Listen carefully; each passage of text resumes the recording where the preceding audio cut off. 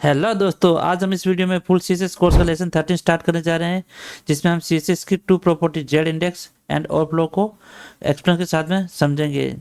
तो वीडियो के अंत तक बने रहिए।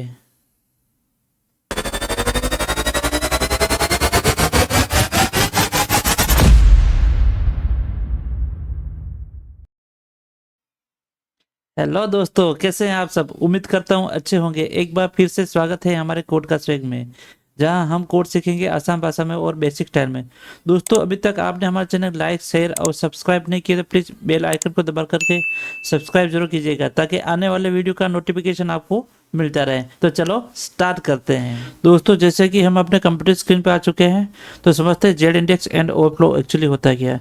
दोस्तों, जेड इंडेक्स क्या होता है, जैसे कि हम वर्ड में भी देखा होगा, किसी लेयर्स को उसका ऑर्डर चेंज करने के लिए जैसे यूज़ होता है, वैसे जेड इंडेक्स का भी इसमें वेब पेज में इसका यूज़ किया जाता है। जैसे आपने देखा होगा, वर्ड में भी देखा होगा, वर्ड में, ठीक है ना, एमएस वर्ड के अंदर, कि किसी दो टेक्स्ट दे रखा है, जिसको एक टेक्स्ट को उस टेक्स्ट के बिहाइंड में लेके जाना है या फिर उसको फॉरवर्ड में लेके आना है, तो उसका हम यूज़ करते हैं, ठीक है ना। उसके ओवरले का यूज़ करते हैं, यानी कि उसकी लेयर्स को हम ऑर्डर चेंज कर सकते हैं, ठीक है। वैसे ही हम वेब पेज के अंदर जेड इंडेक्स का यूज़ करके हम उसका क्या कर सकते हैं, इसका ऑर्डर चेंज कर सकते हैं लेयर्स का, ठीक है ना। तो ये जेड इंडेक्स विदाउट पोजिशंस इसके बिना हम नहीं कर सकते, यानी कि इसमें हम पोजीशन भी यूज़ करना पड़ेगा, जैसे रिलेटिव हो गया, फिक्स्ड हो गया, स्टिकी हो गया, एब्सोल्यूट हो गया। उसके बिना हम जेड इंडेक्स का यूज़ नहीं कर सकते हैं। और वैसे वैसे ओवरफ्लो भी होता है दोस्तों। ओवरफ्लो क्या यूज़ होता है, जैसे कि नाम से ही पता चल रहा है, ओवरफ्लो यानी कि कंटेंट किसी बॉक्स के अंदर जब कंटेंट ज़्यादा हो जाता है तो वो क्या होता है, कंटेंट बॉक्स से बाहर निकलता है। तो उसको मैनेज करने के लिए हम क्या कर सकते हैं, ओवरफ्लो का यूज़ करते हैं, ठीक है ना। तो ओवरफ्लो होता है जैसे कि एक तो विजिबल होता है, विजुअल हिडन होता है, ठीक है ना, स्क्रॉल कर सकते हैं, ठीक है ना, और एक ऑटो होता है, ठीक है ना। तो हम क्या कर सकते हैं, इनको डिस्क्रिप्शन साथ में समझते हैं दोनों को।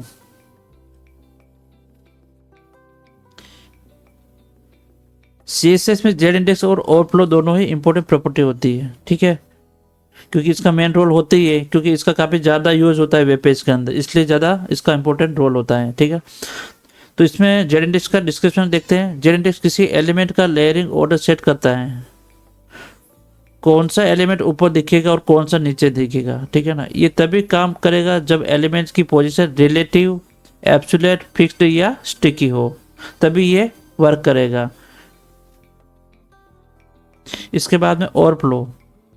ओवरफ्लो एलिमेंट विजिबिलिटी को कंट्रोल करते हैं, ठीक है ना, यानी कि ओवरफ्लो डिसाइड करता है कि जब कंटेंट एलिमेंट के अंदर फिट नहीं होता है, मैंने बोला जैसे कि बॉक्स के अंदर आ रहा है और कंटेंट उसमें ओवरफ्लो हो रहा है, ज़्यादा बार हो रहा है, ठीक है ना, तो उसको मेंटेन करने के लिए हम उसका ओवरफ्लो का यूज़ करते हैं, ठीक है ना।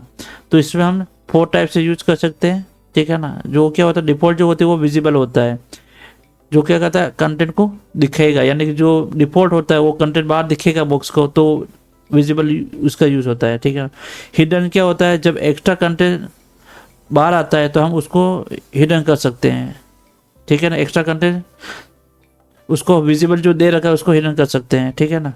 उसके बाद में स्क्रॉल, अब स्क्रॉल देना है, जैसे कि अब जैसे कंटेंट बाहर निकल रहा है, फिर उसके अंदर स्क्रॉल देना है, ठीक है ना, तो हम उसका यूज़ कर सकते हैं स्क्रॉल प्रॉपर्टी का। और ऑटो होगा, यानी कि जब ऑटोमेटिक कंटेंट ज़्यादा होगा तो ऑटोमेटिक उसमें स्क्रॉल लग जाएगा, ठीक है ना। तो ये 4 तरह की उसकी प्रॉपर्टी होती है ओवरफ्लो की। तो चलो इसको हम एग्जाम्पल के साथ में समझते हैं। तो फर्स्ट में हम देखते हैं जेड इंडेक्स। तो जेड इंडेक्स देखने के लिए हम क्या करेंगे, फर्स्ट में हम एक पेरेंट बना देता हूँ मैं, div क्लास पेरेंट, ठीक है। उसके बाद में इसमें मैं क्या लेता हूँ, 2 आइटम ले लेता हूँ। आइटम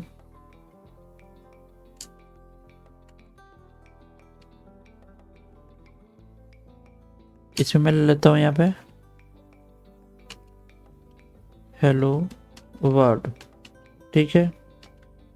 और आइटम 2 में ले लेता हूँ मैं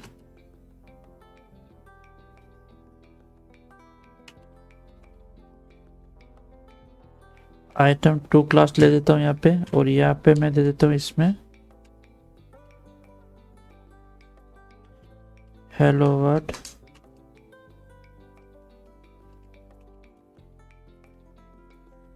टू नाम से मैं दे देता हूँ। ठीक है, ये अभी मैंने 2 टेक्स्ट दिया हुआ है। ठीक है, एक बार इसको मैं ब्राउज़र में चेक कर लेते हैं।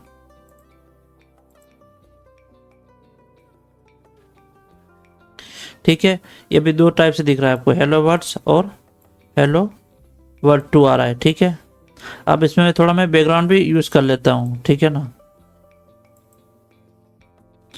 इसके लिए मैं स्टाइल यूज़ करता हूँ, parent,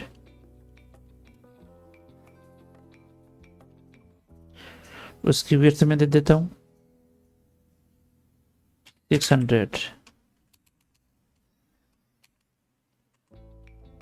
width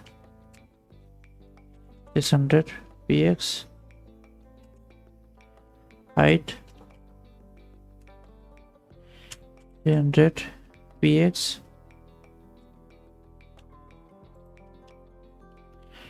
background colour grey और मार्जिन ऑटो वो सेंटर में आ जाएगा। ठीक है, बॉक्स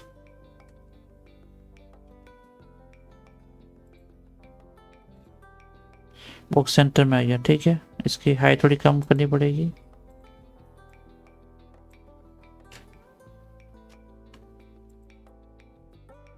ठीक है, अब मैं देता हूँ आइटम 1। ठीक है,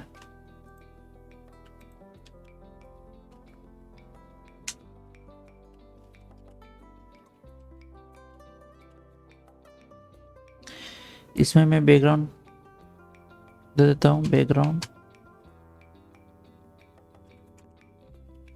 रेड यूज करता हूँ। ठीक है, और कलर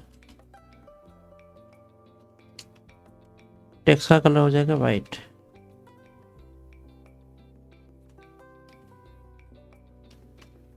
और पैडिंग दे देता हूँ थोड़ी, अराउंड में 10 पिक्सल कर देता हूँ। और सेम दूसरा जो दे रखा है, दूसरा चाइल्ड, उसमें कलर मैं दे देता हूँ यहाँ पे ब्लू कलर दे देता हूँ। ओके, इसका आउटपुट दिखा देता हूँ एक बार आपको। तो दोस्तों दोनों ये ब्लॉक बन गया है, फर्स्ट ये हो गया और सेकंड वाला ब्लू कलर हो गया और जो मेन सेक्शन है वो ग्रे कलर में आ गया। ठीक है ना, अब मैं क्या करता हूँ, इनको एब्सोल्यूट देता हूँ फर्स्ट वाले को। ठीक है ना, तो वो क्या होगा, फर्स्ट वाले को मैं एब्सोल्यूट देता हूँ। ठीक है ना, तो फर्स्ट वाला एब्सोल्यूट देने के बाद में क्या हो जाएगा, ये वाला सेक्शन ऊपर चला जाएगा। ठीक है ना, 2 वाला ऊपर चलेगा और ये पे रह जाएगा। ठीक है ना, ये इसके पीछे चला जाएगा। तो मैं यहाँ पे पोजीशन एब्सोल्यूट लिखता हूँ। पहले इसको मेरे को पहले पेरेंट में पोजीशन रिलेटिव देना पड़ेगा, क्योंकि ये इसके अंदर ही वर्क करे, यानी कि इसके बॉक्स के अंदर ही चले, बाकी बाहर चला जाएगा, बॉडी के ऊपर चला जाएगा। ठीक है ना, तो मुझे यहाँ पे पोजीशन रिलेटिव करना पड़ेगा यानी इसका पेरेंट बनाना पड़ेगा मेरे को। ठीक है, और फिर यहाँ पे मैं पोजीशन एब्सोल्यूट देता हूँ। ठीक है, अब ये क्या होगा, फर्स्ट वाला है, फर्स्ट वाले के पीछे सेकंड वाला चला जाएगा, यानी रेड के पीछे ब्लू चला जाएगा। ठीक है, ये फर्स्ट के पीछे सेकंड वाला चला गया। ठीक है, अब मैं देता हूँ यहाँ पे तो 10 पिक्सल करता हूँ। अब ये क्या करेगा, 10 पिक्सल टॉप से खिसकेगा। ठीक है,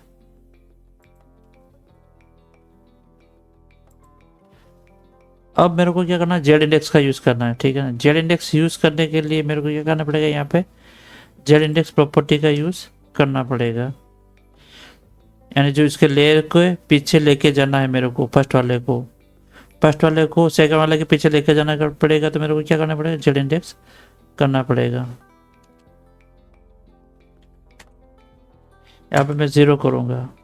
अभी तो सेम इस पोजीशन पे रहेगा, ठीक है ना। अब इसके अंदर लेके जाना है, पीछे लेके जाए तो इसको भी पोजीशन मेरे को करना पड़ेगा। पोजीशन रिलेटिव दे देता हूँ अभी मैं, ठीक है ना। और इसमें मैं जेड इंडेक्स क्या करता हूँ, 1 करूँगा, ठीक है। तो 1 करूँगा तो ये ब्लू वाला इसके ऊपर आ जाएगा, सेकंड वाला फर्स्ट के ऊपर आ जाएगा। देखो अभी ये दिख रहा है ऐसे, ठीक है ना। अब ये क्या होगा, फर्स्ट के ऊपर सेकंड वाला आ जाएगा, क्योंकि मैंने 1 प्लस में किया है, यानी प्लस में किया है, 1 किया है, और ये 0 है या 0 से ज़्यादा 1 है, ठीक है ना। तो वो ये इसको पहले ऊपर लेके आ जाएगा, देखो ठीक है। ये ऊपर आ गया और ये नीचे चला गया, ठीक है ना। जितना आप प्लस में दोगे वो ऊपर आएगा, और माइनस में दोगे तो वो उसके पीछे चला जाएगा, ठीक है ना।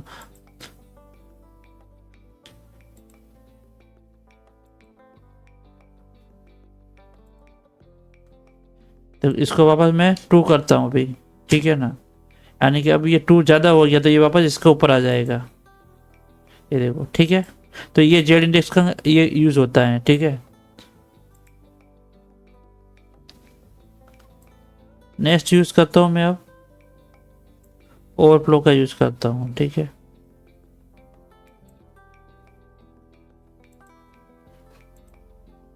इसको मैं कमेंट कर देता हूँ, ठीक है। यहाँ पे मैं अब ओवरफ्लो देखने के लिए मैं क्या करता हूँ, यहाँ पे एक डी बनाता हूँ और इसमें क्लास का नाम दे देता हूँ ब्लॉक, ठीक है।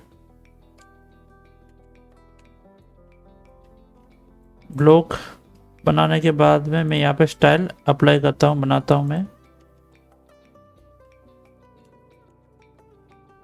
यहाँ पे मैं विड्थ दे देता हूँ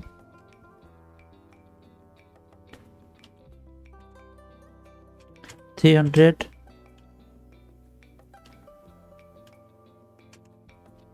हाइट 300, मार्जिन ऑटो सेंटर में लाने के लिए, और बैकग्राउंड में दे देता हूँ इसमें लाइट ग्रे यूज़ कर देता हूँ। यहाँ पे मैं D 60 कर देता हूँ यहाँ पे, ठीक है। तो अभी एक बार देखोगे आप तो वो सेंटर में आ गया होगा, ब्लॉक बना दिया इसने। इसकी हाइट ज़्यादा होती है, हाइट में और कम कर देता हूँ, 200 कर देता हूँ मैं, ठीक है। अभी एक ब्लॉक बन गया ये आपके सामने। अब मैं क्या करता हूँ, इसके अंदर कंटेंट अप्लाई करता हूँ, ठीक है। लॉरेंस लेता हूँ मैं, अभी मैं लेता हूँ 30 लेता हूँ, ठीक है ना। 30 कैरेक्टर आ जाएगा इसके अंदर। देखो अभी क्या हो रहा है, ये इसके अंदर आ रहा है, अभी ओवरफ्लो नहीं हो रहा है, यानी कि इसके अंदर आ रहा है, बराबर आ रहा है। अभी तक और भी दे सकते हो आप, जैसे जैसे बढ़ेगा, ठीक है ना। थोड़ा इस पर पैडिंग दे देते ताकि थोड़ा अच्छा लगेगा। पैडिंग अराउंड में कर देता हूँ मैं, अंदर 10 px कर देता हूँ, ठीक है। अब क्या हो रहा है, अभी तक ओवरफ्लो नहीं हो रहा। ओवरफ्लो लाने के लिए हमको क्या करना पड़ेगा, और टेक्स्ट बढ़ाना पड़ेगा, यानी कि इस बॉक्स से जब बाहर निकलेगा तो वो क्या होगा, ओवरफ्लो होगा। और सिंपल लैंग्वेज में भी हम ओवरफ्लो से समझ सकते हैं कि क्या होता है, ठीक है ना। तो उस टाइप से ये वर्क करता है, ठीक है। तो मैं यहाँ पे वो टेक्स्ट बढ़ाता हूँ, यहाँ पे मैं टेक्स्ट बढ़ाता हूँ। अभी मैंने जैसे 30 दिया था, तो यहाँ पे मैं दे देता हूँ 100 कैरेक्टर, ठीक है। अब देखो ओवरफ्लो हो गया, यानी कि इस बॉक्स से बाहर निकल रहा है, ठीक है ना। तो इसको हमको कंट्रोल करने के लिए हमको क्या करना पड़ेगा, ओवरफ्लो का यूज़ करना पड़ेगा, ठीक है ना। तो उसको विजिबल, ये डिफ़ॉल्ट विजिबल आ रहा है, ठीक है ना। अब इसको हम क्या करना पड़ेगा, विजिबल हिडन करेंगे। तो विजिबल हिडन करेंगे तो क्या होगा, वो उसके बॉक्स के अंदर चला जाएगा, बट क्या होगा, पूरा टेक्स्ट वो दिखेगा नहीं। उसके लिए फिर ऑटो स्क्रॉल यूज़ करना पड़ेगा, ठीक है ना। जैसे मैं ओवरफ्लो अब यूज़ करता हूँ हिडन। देखो अभी ओवरफ्लो मैंने हिडन तो कर दिया, बट क्या होगा, पूरा टेक्स्ट नहीं दिख रहा अभी, यहाँ तक इतना ही दिख रहा है, बाकी का है या वो नहीं दिख रहा है, ठीक है ना। तो उसको देखने के लिए हमको क्या करना पड़ेगा, स्क्रॉल का यूज़ करना पड़ेगा। फर्स्ट ये विजिबिलिटी होती है वो डिफ़ॉल्ट होती है, बता तो ये विजिबिलिटी होती है, वापस ओवरफ्लो बाहर निकलेगा टेक्स्ट, ये डिफ़ॉल्ट होती है, ठीक है ना। उसको वापस इसके अंदर लेने के लिए हमको क्या करना पड़ेगा, हिडन करना पड़ेगा, ठीक है। सेकंड ये हिडन हो गया, ठीक है। अब बॉक्स में अंदर मेरे को सभी टेक्स्ट को रीड करना है, तो अब इस हिडन लिखने के बाद में हम क्या, ये पॉसिबल नहीं है कि हम ये टेक्स्ट वापस पढ़ सके, ठीक है ना। उसको देखने के लिए हमको क्या करना पड़ेगा, स्क्रॉल का यूज़ करना पड़ेगा। तो यहाँ पे हम क्या करता हूँ, मैं स्क्रॉल यूज़ करता हूँ, ठीक है। तो ये स्क्रॉल आ गया यहाँ पे। तो अब आप क्या कर सकते हो, पूरा टेक्स्ट आप रीड कर सकते हो। अब चाहे आप कितना भी आप इसमें टेक्स्ट लगाओ, ठीक है ना, तो ऑटोमेटिक क्या होगा, इसमें स्क्रॉल के अकॉर्डिंग ये छोटा होता जाएगा और यहाँ पे रीडेबल माने कि टेक्स्ट इसके बॉक्स के अंदर ही चलेगा, ठीक है ना। आप स्क्रॉल करके उसको देख सकते हो, ठीक है ना। मान लो मैं जैसे वो टेक्स्ट बढ़ाता हूँ, मैंने अभी जैसे 100 किया था, मैं जैसे 300 करता हूँ यहाँ पे, ठीक है। तो देखो 300 में बढ़ा है तो स्क्रॉल छोटा हो गया, यानी कि बहुत ज़्यादा टेक्स्ट हो गया, तो इसने इसके अंदर ले लिया है, यानी कि अभी ये बाहर नहीं जा रहा है, इस बॉक्स के अंदर ही चल रहा है, ठीक है। अब मैं क्या करता हूँ, अब स्क्रॉल बार आ रहा है, ठीक है ना। अब मैं जैसे कंटेंट होगा, यानी कि इस बॉक्स तक यहाँ तक होगा ये, तब तक स्क्रॉल नहीं लगना चाहिए, ठीक है। ऑटो का यूज़ करता हूँ, तो वो क्या होगा कि जैसे जब तक ये टेक्स्ट इसके बाहर जैसे नहीं जाएगा तब तक तो वो स्क्रॉल नहीं लेगा, और जैसे इसके बाद जाएगा बॉक्स से बाहर तो ऑटोमेटिक वो क्या कर देगा, स्क्रॉल लगा देगा, ठीक है ना। तो उसके लिए जैसे मैं बताता हूँ, जैसे कि अभी मैं देता हूँ यहाँ पे 70, अभी भी आ रहा है, ठीक है। 70 से और कम करना पड़ेगा, 50 कर दे मैं, ठीक है। ये 50 हो गया, ये बराबर है, ठीक है ना। तो अभी इसमें क्या दिख रहा है, ये एरो दिख रहा है, तो ये सही लग रहा है। तो इसको मैं यूज़ करूँगा, क्योंकि स्क्रॉल यूज़ कर रखा है, इसलिए जब कंटेंट ज़्यादा हो जाएगा ऑटोमेटिक इसमें स्क्रॉल लग जाएगा। तो ये मैं चाहता हूँ कि ये नहीं दिखना चाहिए इसके स्क्रॉल का, ठीक है ना। तो उसके लिए मैं क्या करता हूँ, ऑटो यूज़ करता हूँ,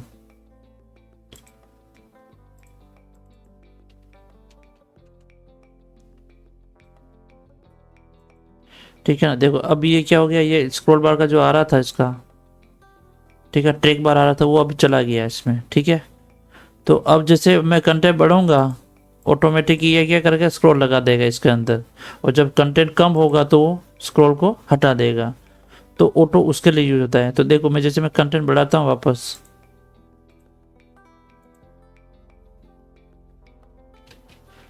अब मैंने 50 किया था, अब मैं वापस 100 करता हूँ,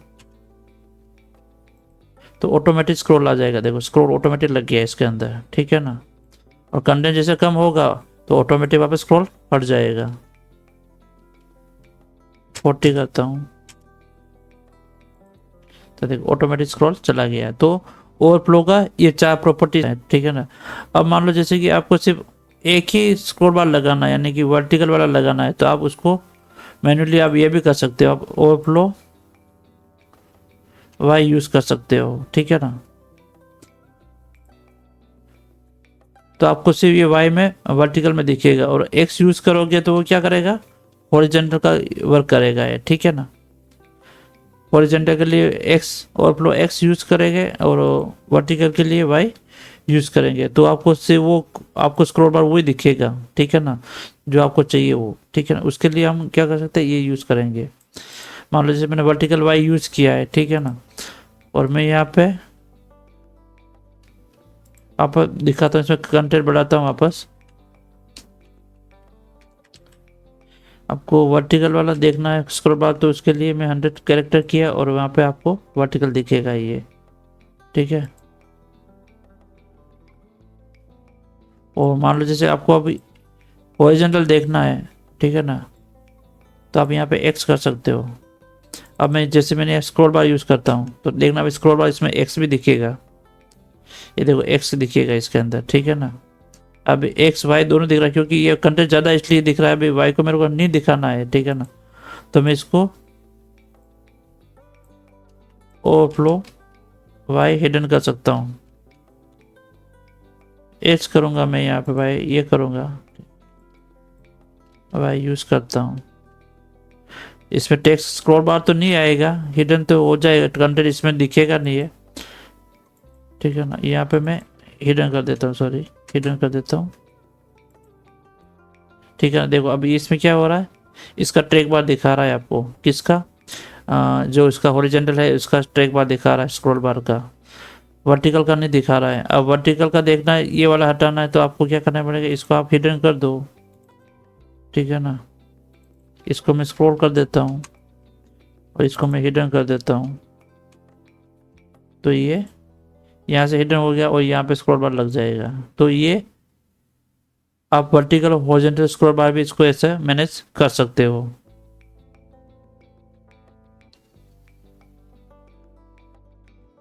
तो दोस्तों इस लेसन में बस इतना ही, नेक्स्ट लेसन में हम लेके आएंगे कुछ और इंटरेस्टिंग सीएसएस प्रॉपर्टी को। तब तक के लिए दोस्तों आपको किसी प्रकार का कोई क्वेश्चन हो या कोई डाउट्स हो तो आप हमें कमेंट बॉक्स में कमेंट कर सकते हैं। तो चलो मिलते हैं नेक्स्ट वीडियो में, तब तक के लिए थैंक यू, टेक केयर।